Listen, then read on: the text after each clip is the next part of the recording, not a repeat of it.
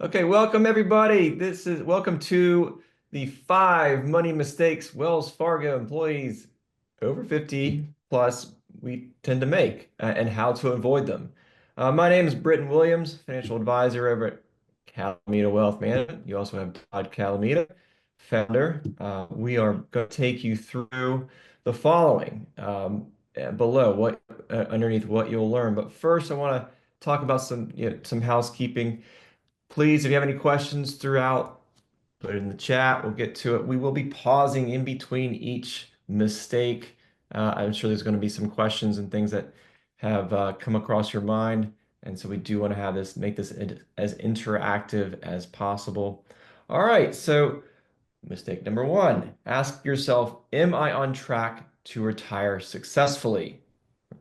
Todd's going to take you through that scenario. Number two, you're learning about the critical mistakes most of pre-retirees are making when it comes to investments.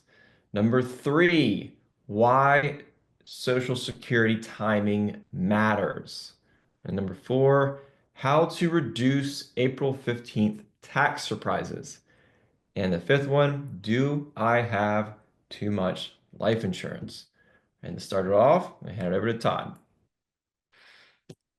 Great. Thank you, Britton. Welcome, everybody. So we're going to start with, am I on track to retire?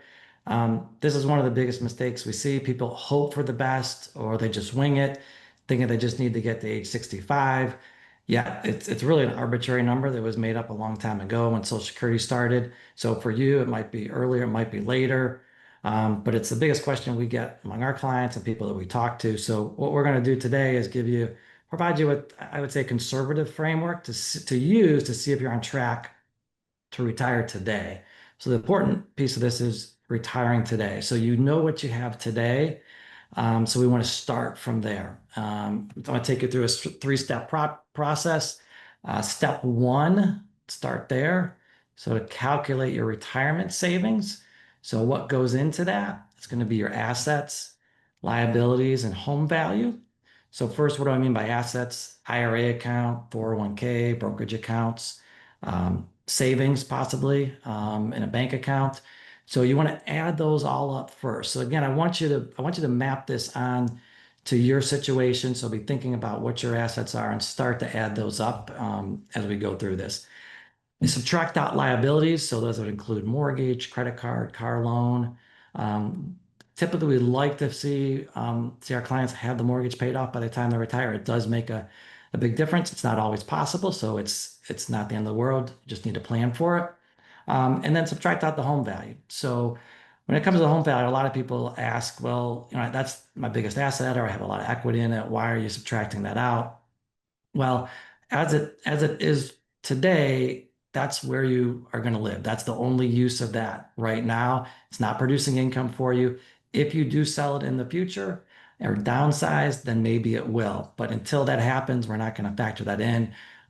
What we're seeing a lot these days is people planning on downsizing or they wanted to downsize, but they're just not able to. So they can't find anything else that's either any less expensive or really fits their needs. So they're just staying put. So to be conservative, we subtract out the home value. Okay, so I'm going to take you through some examples here. So step two, apply the 4% rule. So if you know what the 4% rule, or if you heard of the 4% rule, just put it in the chat. See if anyone's heard of the 4% rule. You just drop it in there. And I'm going to take you through sort of the rules. Okay, we got a few people that have heard of it. Great, great. So the 4% rule, there's a few things you want to keep in mind. First, it assumes your savings last 30 years. So it's really important. If you're retiring at 60, 65, this 4% rule assumes you need the money till 90, 95 years old based on that. If you're going to retire earlier, this may not work for you. It needs to be adjusted. If you're going to retire later, maybe this is too conservative and you could take out more than 4%. Now, again, the 4% is a rule of thumb. There's a lot more that goes into determining if you're going to run out of money in retirement and how much you actually need saved to retire. So again, this is a framework. We want to get an idea if you're on track to retire. So I just want to be real specific about that. Second, the 4% rule assumes you have a portfolio of 50% stocks and 50% bonds. Okay, so this is another critical piece. So if your retirement savings is 50% stocks and 50% bonds, then great. If it's something less, say it's 25%, this rule can get totally thrown off track if you only have 25%. If you have 75%, it can get thrown off track as well. A lot of people think, oh, if I have 75%, well, shouldn't it be better? Shouldn't it grow more? Well, yes, in theory, it will grow more at 75% in stocks, but when you're in retirement, you're starting to take money out. So sequence of return risk comes into play. I'm not going to get into the details of that, but essentially, um, you want to have stability in your portfolio. We often see people come to us, they have 75%, and by reducing to 50%, the results end up being better. So I'll just kind of leave it at that. The next part of the 4% rule is that you want to withdraw 4% of your savings in the first year. So again, go back to the previous step. You're going to calculate your retirement savings. That's what we're going to be working off of. I'm going to give you some examples. So I'm going to put some real numbers to this, but hopefully you're mapping your savings onto this. The fourth is adjust subsequent annual withdrawals for inflation. This is a really important step that a lot of people overlook. These past 3 to 5 years, we've really had, a lot of inflation. So I think it's real for people now. 10 years previous, we didn't see much inflation. So people kind of forgot about it, really didn't take it consideration. But when it happens, it can really happen big, like we've seen the last few years here. Okay, so we're going to jump into some examples. In this example, we're going to assume a 3% inflation. Again, I want you to be mapping your numbers onto this. We're going to start with, I think, 3 million in retirement savings. So if you calculated 3% in that first section, I'm going to take you through how that works. So 3 million retirement savings, you're going to multiply that by 4%. That's going to give you 120,000 per year or $10,000 per month. If you have 2 million, it's going to be 4% of the 2 million again, 80,000 or 6,600 a month. If you have 1 million, it's going to be 4% of that or 40,000 per year, 3,300 a month. So again, try to map your own numbers onto this. If you don't know exactly what they are right now, use these as sort of a guidepost for you if you think you're closer to one of these than the other. Then the next piece of this is we don't want to forget about inflation. Of course, I said it's 3%. So real important in year two, as an example. So if you had 3 billion in savings, $10,000 per month, in year two, you want to add inflation. So 10,000 times 3%, give you 300. You add that, your new number per month, 10,300 in year two. Same thing with the $2 million example and the $1 million example. It's going to bump up slightly, 6,800, 3,400. So you're going to go up slightly. Year three, again, you're going to do the same thing, 4, 5, 6. You always want to add that inflation on. That's really, really important. So those are some examples. Now, next step 3, to take this one step further. So what do you do from here? You've got your 4% number. You got the result of that, right? So we're going to assume we're going to take that $2 million result. I think that was 80,000, right? So you got that number. Now what do you do with it? So you want to add Social Security to it.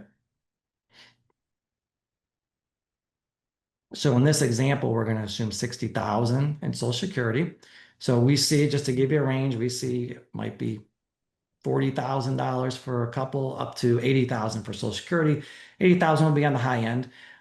So for right now, we're going to say 60,000. We're going to choose something in the middle. So we're going to assume Social Security, you have a 60,000. Now, what I encourage you to do, and we'll get into this a little bit more detail in the next as we go on, but log into SSA.gov and find you and your spouse, if you're married, what your Social Security amounts are. And you can grab them right there and plug them in here. The next step is really important, deduct taxes.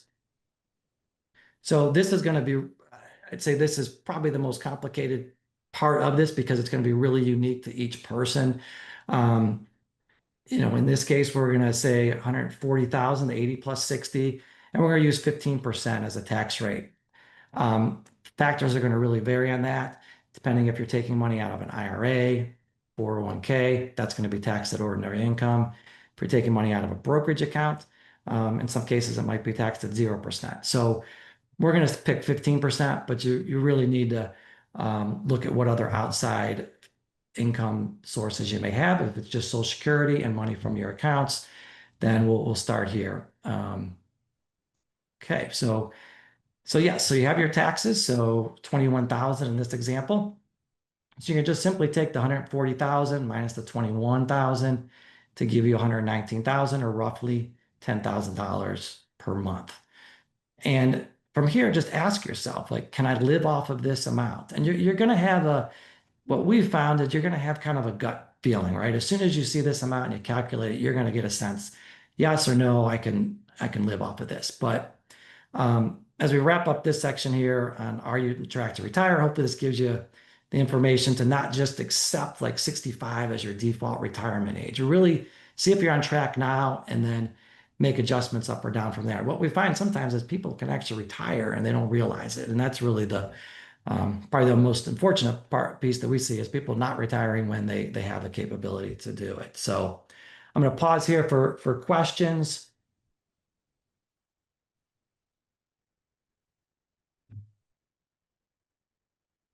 Got any questions? Just put them in the chat there. We'll probably just use the chat. You can take a look at that.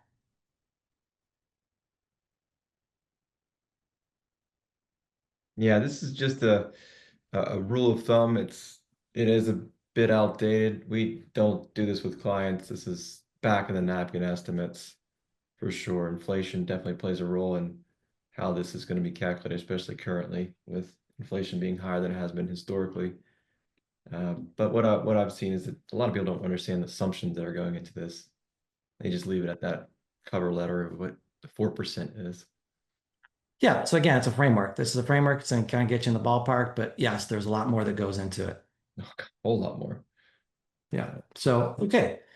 If we don't have any question, okay, you want to move on, Britton? Sure, yeah. And we'll pause again for questions and after each section. And so we're going to continue on to the next one, which is about investment risk. And so ask yourself as I go through this, like, well, are you making this critical investment mistake?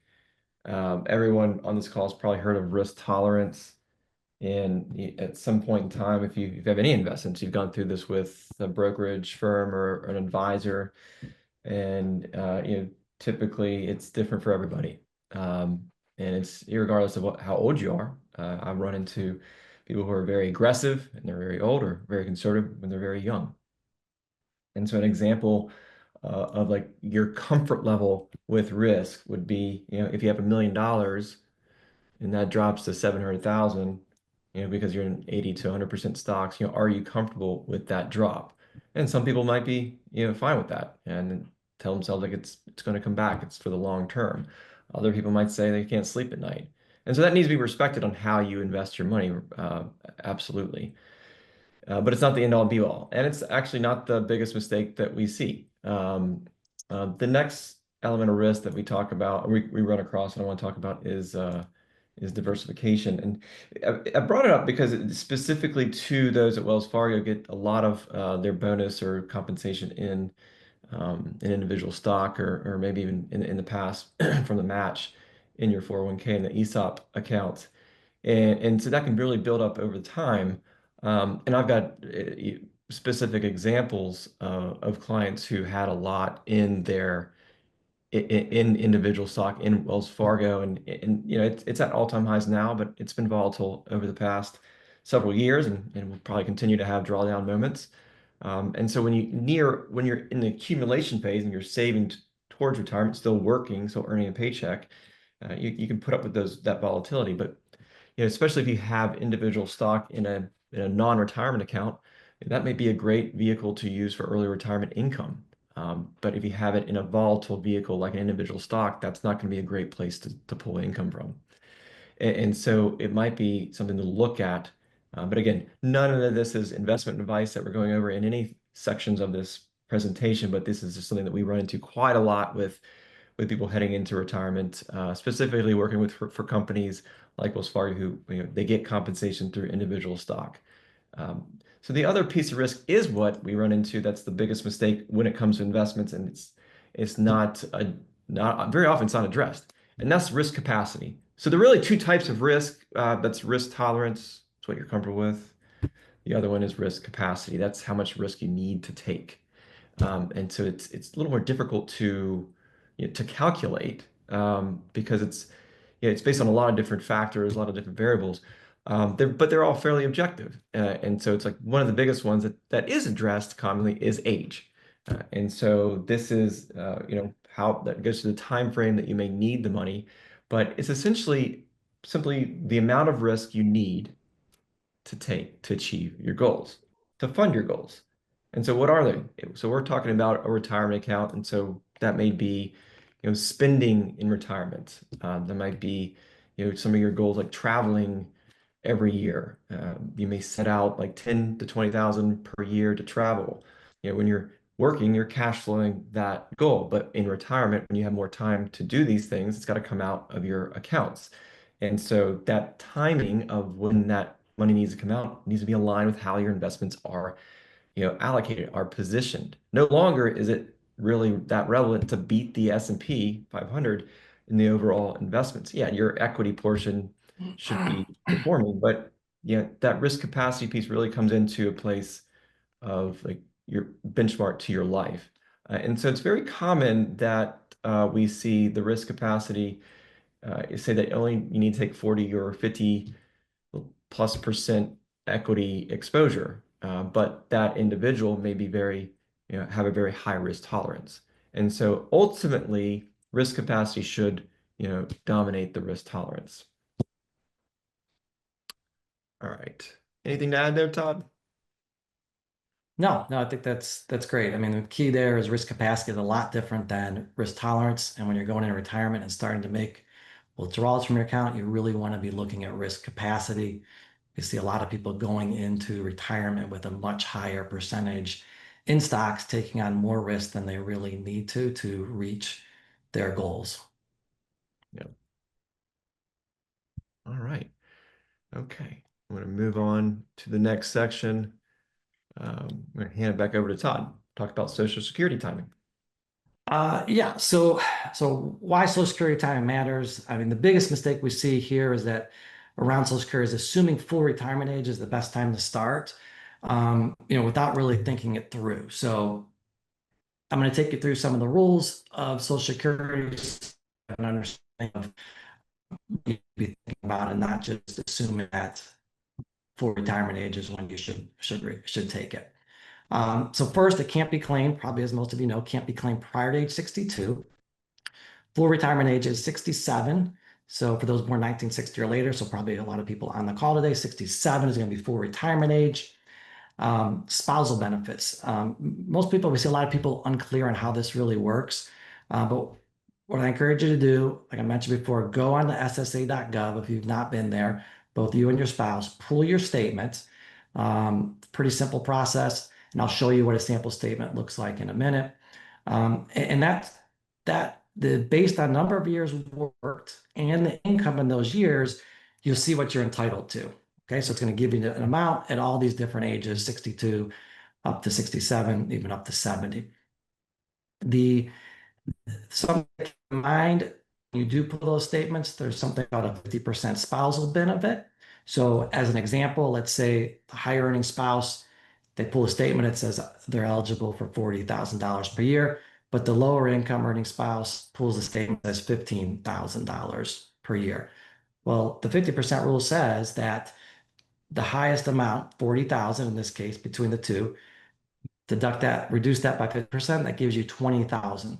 So the lower income earning spouse automatically gets a bump from 15,000 to 20,000. So a lot of times there's confusion around this. So in this case, the combined amount would be 60,000. Now you do need to wait until the higher earning spouse starts the benefit to be eligible. So keep that in mind. We also, the other thing to keep in mind if you're divorced, so as a divorced spouse, you're also eligible for 50% of your ex-spouses. A lot of people forget about this or just don't even realize it all. There are a couple rules around this. You had to have been married for 10 years and divorced for at least two. And if you're remarried, you can't take it. So if you're remarried, you look to your current spouse's benefit. This is something that does not impact the ex-spouse's Social Security. They don't even have to know that you're taking that benefit. So again, if it's something that you really don't want to overlook if you're divorced, um, claiming Social Security is definitely not a one size fits all. Claiming full retirement is going to reduce your benefit. So, for example, if you claim it at 62 instead of 67, so that's going to reduce your benefit by 30%. A lot of people don't realize that how big of a hit they could take on Social Security. We have a new client just a few months ago that one of the spouses ended up taking it at 62. They're both 67 per now, and I think what they're realizing that was a big mistake. It's a permanent deduction or permanent setback or some permanent reduced amount in their Social Security that they're eligible for. Now, on the flip side, you delay benefits to age 70, you get an 8% bump per year. So from 67 to 70, if you delay, you'd almost get a 25% increase in your Social Security. We do often encourage our clients to delay if possible, and we'll go into kind of how we think through this and the framework for that. Um, So let's go to the next page out. We'll look at kind of an actual statement here. So if you haven't seen a statement or haven't been on Social Security in a while, you'll see here in this example, full retirement 67, $3,656. If you take it at 62 in this case, you're almost reducing your benefit by well over $1,000. Where on the other side, if you wait till 70, you could see it goes up to $4,600. So it could have a really big impact, especially when you think about 62 versus 67, but even 67 versus 70, it has a huge difference. So again, I encourage you to pull that statement and just take a look if you haven't in a while and see what it looks like at this point. Okay, so Social Security planning opportunities, planning opportunities. So some questions to consider, questions that we go through and think through with our clients when we're looking at whether or not they should um, postpone Social Security. So first thing to consider, is there a large age difference between spouses? So this is a really big deal because when one spouse passes, the lower benefit will go away. So in the example before, one was earning 40, one was getting 20, you'd end up with just 40. So it could be a big hit um, uh, for the surviving spouse, 25+%. Again, if you wait till 70, that 40,000 may have been 50,000 as an example. The second question that you want to look at when you're considering planning opportunities and postponing Social Security is how much pressure does postponing to 70 put on your retirement savings? So this is really critical. So what extra percentage will you have to withdraw from your retirement savings during these years? So if you postpone from 67 to 70, and let's just say you were going to take 4% out per year. Now you postpone and you're like, wait, now I need to take 10% out. So 10% versus 4% could be disastrous to your long-term plan if you take that out, especially in a down market. So you really want to look at that and be conscious of how much of a higher percentage are you taking. Um, One thing to kind of keep in mind with this, a lot of people say, well, I don't want to delay it to 70 because I don't want to reduce my lifestyle. I really want that extra income. And by delaying it, you should not be sacrificing your lifestyle. And I think this is important to keep in mind is, you know, if you delayed and you were going to get 40,000 from Social Security, we're not saying to reduce your income by 40,000 in those 3 years. It has to come from somewhere else. And we'll go into kind of where that might, where it might come from. So real important. So the next, does a Roth conversion make sense? So if you're doing conversion, you want to keep your income low so that you're in a very low tax bracket. Taking Social Security will push you may or may not push you up in a higher tax bracket, but it definitely makes you susceptible to a higher tax rate on those dollars. So around that, and this is really, I mean, I'd say one of the bigger things around Social Security timing and pushing it off. People ask, should I do the Roth conversion? Sometimes it makes sense, sometimes it doesn't. One of the things you want to look at when considering it is, will the RMDs push you into a higher tax bracket? So RMDs are your required minimum distributions that you're required to take at 73 out of your IRA 401k account. So these are accounts that you put in pre-tax, and now the IRS, well, they want their money essentially. So let's just take a quick example. Let's say between you and your spouse, you have $3 million saved in IRA accounts and 401k accounts. Roughly, when you're required to take that out, it's going to be somewhere between 3 and 4% that you're required to take out in that first year. Every year after, it's going to go up, not quite 1%, but you can kind of use that as a rough estimate. So if you have $3 million and you're forced to take 3% out, that's $90,000. So oftentimes we see people pushed up, from a 12% up to a 22% bracket just from their RMDs. So you really want to take a look to see where that's going to put you at age 73. Now, when you're considering a Roth conversion, a couple of things you also want to look at, like how much is in your brokerage account. So people might say, why that? Because when you do a Roth conversion, you don't want to pay the taxes from the IRA account typically. It's not going to give you as big of a benefit. You want to pull that money from somewhere else. So if you don't have much saved in your brokerage account, that may indicate it's not a good idea to do the Roth conversion. You also need money if you're postponing Social Security to live off of. And so typically your brokerage account is where you want to do that, because if you're postponing Social Security and doing Roth conversions, you don't want to be taking money out of the traditional IRA or 401k and be living off of those, because that's just defeating the purpose of this, and it's going to, again, push you in a higher bracket. Now, third and final, I see a lot of people say, well, I've read about Roth conversions, or my friends doing this, but really it all comes down to, is there enough of a lifetime tax benefit to justify the conversion? So it has to be a meaningful amount. I mean, this all sounds good in theory, but if it's saving you $5,000 or even $10,000 over your lifetime, is it really worth going through all this? Each person's going to be unique, but you really have to think about it, not just as the latest guru said, do a Roth conversion, but they don't have any context for your specific situation. So, as we wrap up talking about Social Security, ask yourself, are you thinking through all the factors for when to take Social Security, or are you just assuming full retirement age is the best? Maybe it is, but my hope is that this information will help you avoid this mistake of just taking it Social Security at full retirement age and being done with it. There's a lot of planning opportunities around this that you want to take into consideration. So we covered a lot there. I'm going to just pause for questions.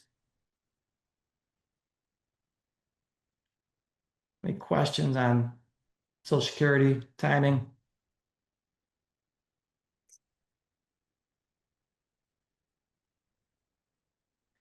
Yeah, I think someone asked, can you explain how the gap years are efficient if you do a Roth conversion?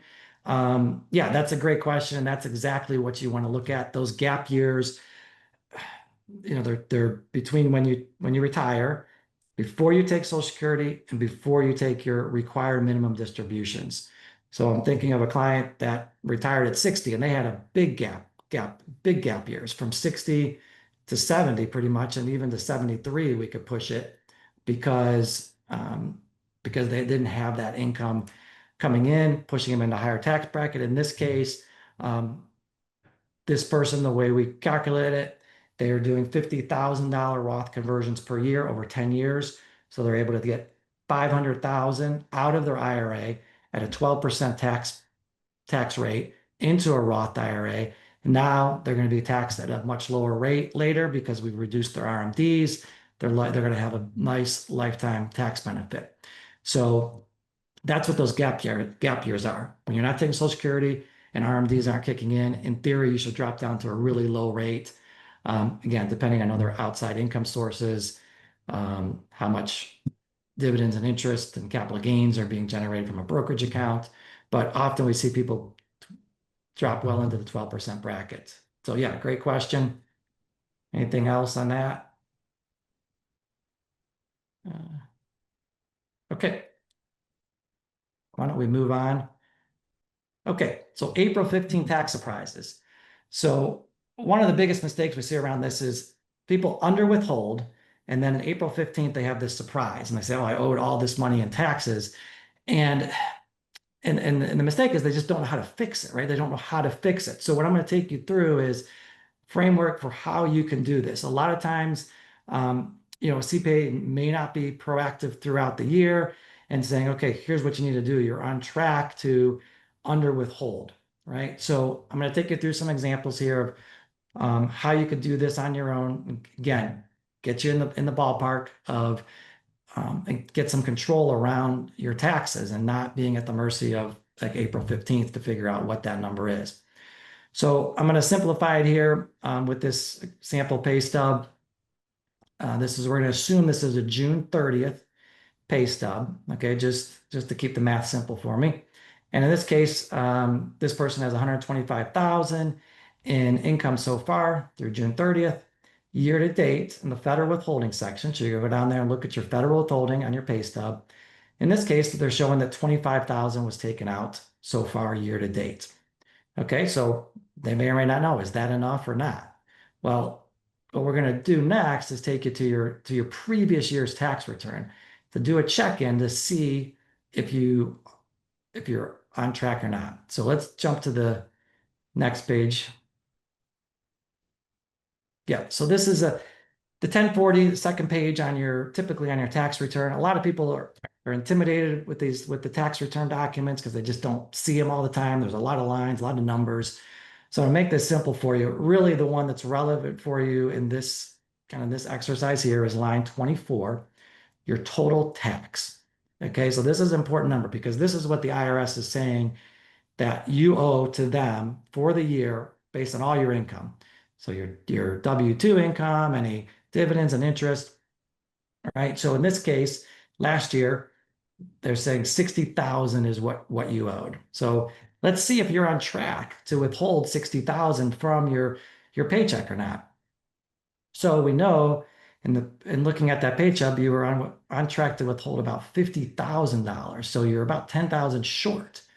So in this case, so 60,000 divided by 250, that's going to put you in about 25% that you're going to owe in taxes. However, the pay stub's only withholding about 20% in taxes. So what do you do? How do you kind of rectify this situation where you realize, wait, last year I owed 60,000 and one thing I left out is this assumes your income is going to be about the same as last year. If your income is up, there are ways that we can make adjustments and figure that out. But just to keep it simple for now, we're going to assume your income is about the same. So, so you know you're going to be about $10,000 short. So what do you do? Well, you can log into WageWorks, and there's a section there that says withhold an extra dollar amount. So it's a flat dollar amount. So if you're going to be $10,000 short, and you're halfway through the year, you can figure out how many pay periods are left and adjust that withholding so that you have enough withheld by the end of the year. The other option is you just set this money aside knowing that you're going to owe a little bit extra in taxes and it doesn't come as a surprise to you. Um, the other piece of this you want to keep in mind is that if both you and your spouse are working, you also want to look at your spouse's pay stub to see what percentage they're withholding. And in this case, does it line up with 25%? Oftentimes, if it's a lower income earning spouse, they might only be withholding at 15%. But really, when the IRS is looking at this, they're combining it all together. So you really want to take out the same percentage for the hiring for both spouses, whether one's earning more than the other.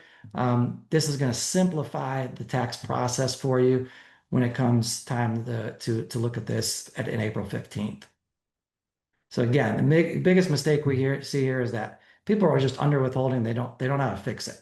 So hopefully this gave you some framework, gave you some information to take some control of your taxes. We're happy to talk to you a little bit more about this as well, but there's a lot of moving pieces here, so I wanted to just give you that framework. Um, any questions on that? I think we're gonna pause here.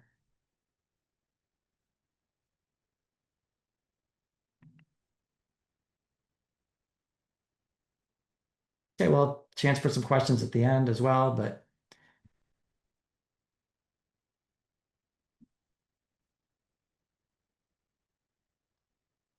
you want to take it from here, Britton? You want to go on to Sure the thing. Yeah, next? yeah, yeah. All right. So we're going to cover the fifth and final mistake. And if there are any questions we haven't gotten to, we will get back to you after this section.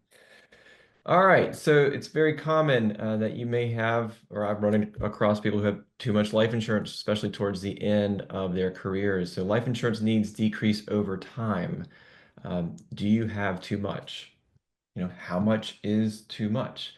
And so why do you need insurance? You need to protect your spouse and kids financially if you were to pass. What does that need to cover? You pay off the mortgage, pay for college, you provide savings for a surviving spouse, either to supplement current income if working or to provide income, to get through to retirement. And maybe and we don't really, you can use life insurance for, they are used for investment purposes. We're not going to be talking about a lot of that. We will talk about different types of insurance, high level.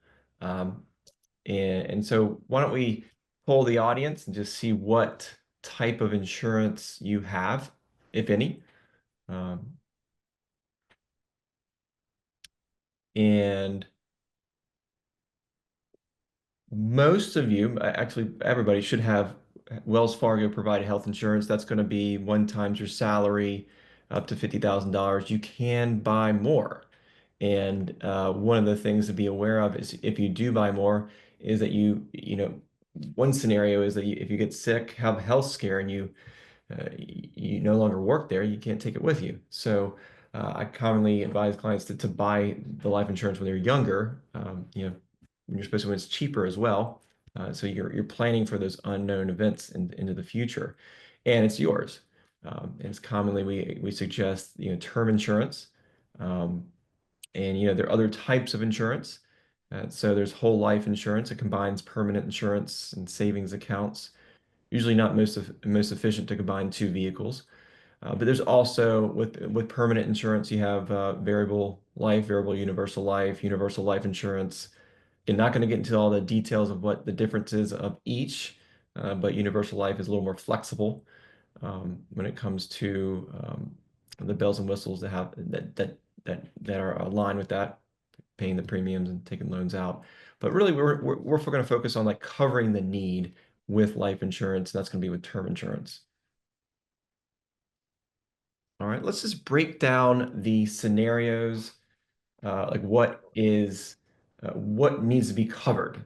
And the first thing is ask yourself, like, what things impact your insurance need? One of them is your working spouse, who is, in this scenario, 50 years old.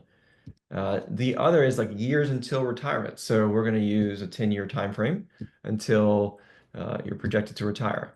The mortgage balance, that behemoth needs to be paid off if you were to die, and we're going to use $400,000 for that goal.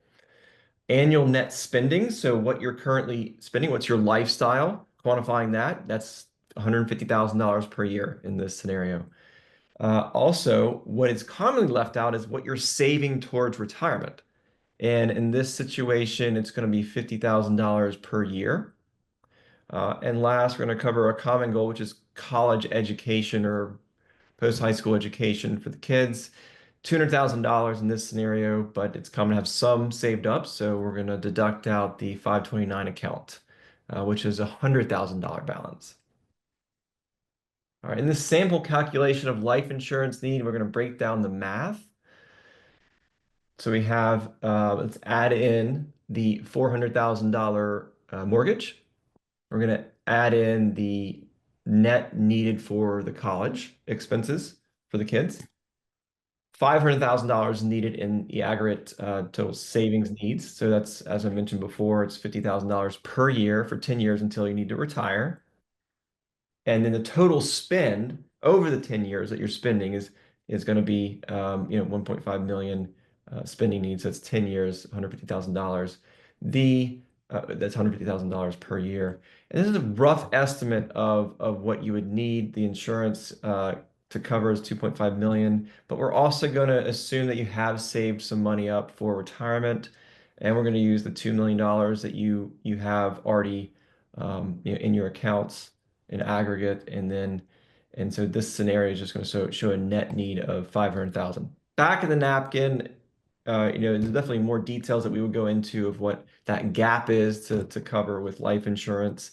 But I think the mistake that I want to drive home here is that it's very common that by the time you get into retirement, you should be almost self-insured. You have enough to cover, uh, anything that you would need, and the debts have gotten smaller over the years, like the mortgage. But that's not always the case, right? The kids are moving back in the house. It's expenses, inflation's higher now. So it's important to do that analysis with a professional to see what that gap truly is specific to your case. But this is, what we see in the needs analysis of some high level assumptions with life insurance. All right. So we are going to pause for any questions. You can put it in the chat.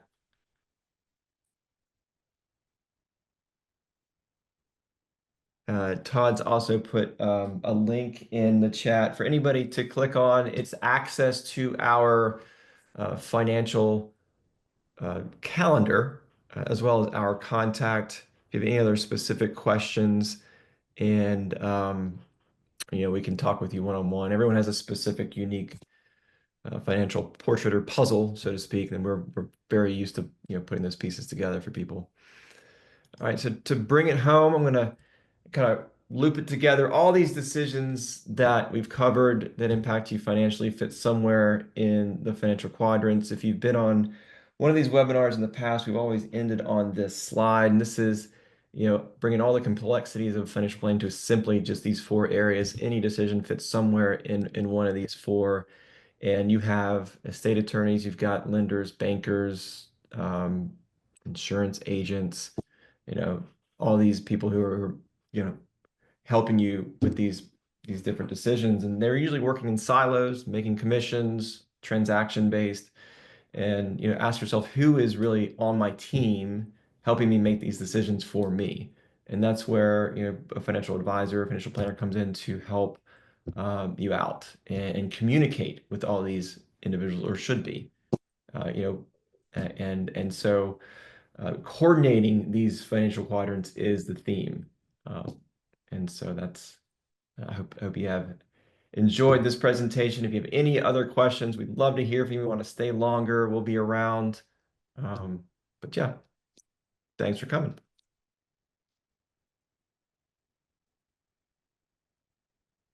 Todd, I can't remember if they can take themselves off a mute or not.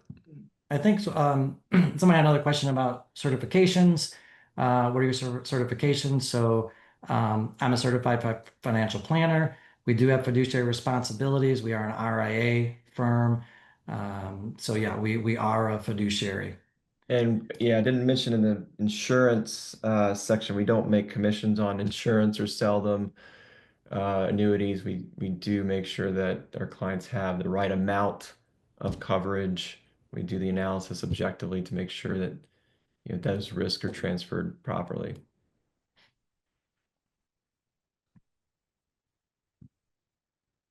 Any other questions? Yeah, these are all great questions. But someone asked, when people work with you, do they typically start at 50 or would that be too early? No, 50s, that's usually when we see people starting to work with this because it's enough time to 10 or 15 years where some of the things we talk about take some time to develop, right? So a lot of times you're waiting to the last minute, maybe there's nothing you could do, or you come to us and we say, well, you actually have to work longer. So we're age 50 is a perfect time. That's when people are wondering, like, I've saved, I've worked hard, I've saved well, but they just have this question like, am I on track? Am I going to screw this up? I've got 10 years, I can't afford to make mistakes. So that's when we see people, starting to think about working with a professional and taking some of that burden off of them. A lot of times it's just, you don't know what you don't know. And as your money grows and you have more wealth, the mistakes you potentially make, they become bigger. So So yeah, 50 is when we start seeing people wanting to work with us. That's typically who we work with. But we've got clients of all ages, 30s and 40s. It's just that's where most of our clients are fit. Yeah, anything else? Again, we're happy to answer your questions here. If you have something more specific to your situation, our contact's in there. So just drop us a line and we could set up a call, talk about your situation as well. Okay, I think that's it. I don't see any other questions. Looks like most people have dropped off now. But yeah, thank you all. Thanks, everybody. Have a great weekend. You know how to find us.